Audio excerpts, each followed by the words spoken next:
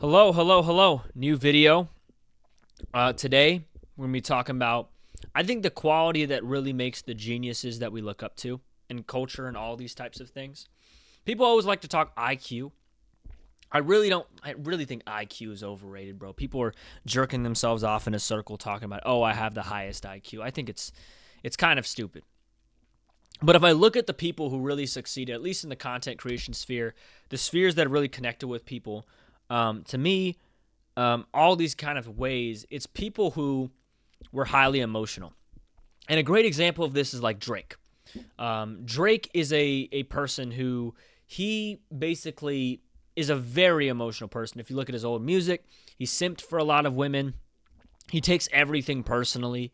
Like, he is very emotional. And I'm not saying that to downplay him in any way. I'm just describing just a very important aspect of Drake. And if you look at a lot of these rappers who are similar to Drake, they always have a story of them, simping for a girl.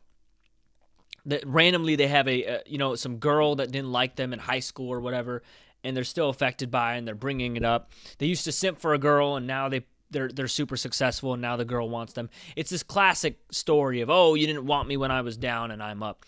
You see a lot of just people getting emotional when it comes to people at the top of their game and the people who are super successful. And the reason I think that is because I think hypersensitivity, if used correctly, is the number one factor that creates success, not intelligence, not IQ. I think IQ is overrated in what it does. Because if you really think about learning, I think someone who's successful is someone who learns a lot. And I think we can all agree that. Someone who's able to learn really fast and adapt, that is somebody who is successful. But if you really think about what creates true learning in our societies, it's not just someone's ability to memorize information. It's someone's ability to internalize that information. And now if you understand what makes people internalize information versus forget the information, it's one thing. It's emotional stake. People who have an emotional stake in experience are more likely to learn something from that experience. You will learn not to put your hand on a stove if the hand burns. And you damn, my hand burned because I put it on the stove. You will learn how not to talk to a girl if you get rejected in a painful way. The more emotion associated with a memory, the more you learn. So how do people learn faster than others? Well, two things. One, they can put themselves in situations where they try. People who try are going to feel more emotional stake in what they do versus theoretically learning about a concept. If someone goes out and does something and faces the repercussions firsthand, they're going to have more of an emotional stake. That's one method, somebody who tries.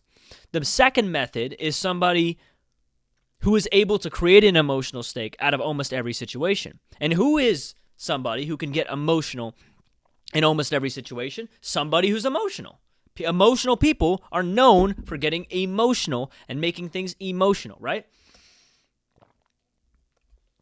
So therefore, the more emotional you are, the more you can learn. However, there is a downside to this. Emotional people can also learn the wrong messages. And if they learn the wrong messages, they can start harming themselves. I think emotional people are way more likely to be suicidal, like stuff like that. They can get the wrong message from a right experience, and that can create all the difference. So what I'm understanding is when emotional people make sure to learn the right lesson from an experience, right? Not the wrong lesson.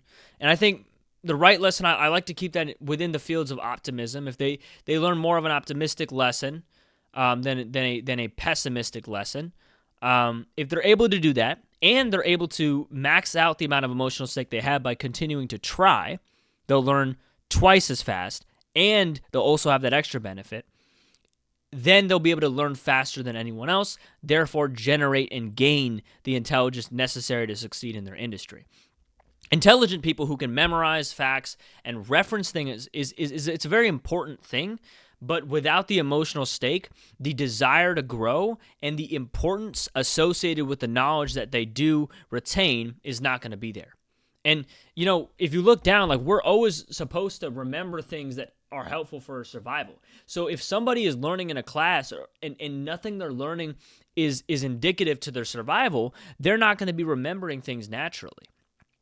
Which also kind of feels into other issues of you got to feel like whatever you're doing is valuable, which leads to it. But if all these boxes are checked, somebody who is hypersensitive can utilize their hypersensitivity, their simping, whatever you want to call it, their hyper-emotionality to succeed in a field rather than be taken, away from that field. And I think that one variable of hypersensitivity is the make or break. I've learned everything, I feel like I'm super knowledgeable in the music and the marketing sphere because I have tried a million times and I felt the emotional stake of having something I worked hard on fail miserably in front of my face. And because of that, I learned whatever I was trying to learn more. I gained that wisdom. I tried, and I'm also a hypersensitive person. Things affect me personally because I deeply care. And because of that, I think I have been able to probably fail a lot, but learn way more from my experiences than the average person. So I think in order to create and truly learn what you need for the industry, you need to care. And it's hard to care about everything. But if you care about something, your chances of learning in that field are much, much more likely. 2, I think you need to try so you open yourself up to vulnerability. Because if you're not vulnerable, you're not going to be able to learn anything because there's no emotional stake for your actions.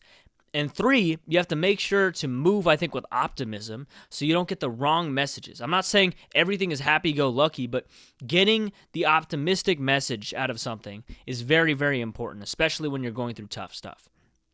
So I think a delusional amount of optimism and being able to find the optimistic message that makes sense in a scenario, trying over and caring deeply are the things that make somebody a genius or super smart within any sort of industry. And I don't think somebody's a genius or somebody's not a genius. I think a genius is just somebody who is willing to try enough within a field that they cared about.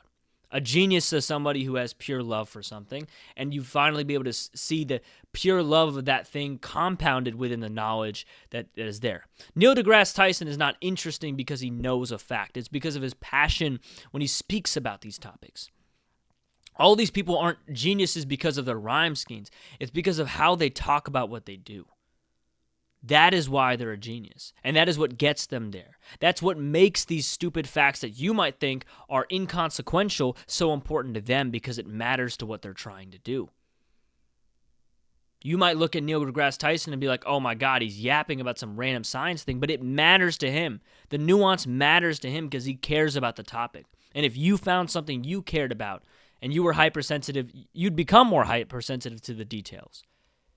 And that's the first step, caring, and then finding something you care, and then trying in that thing in a very vulnerable fashion. And 3, making the optimistic conclusions.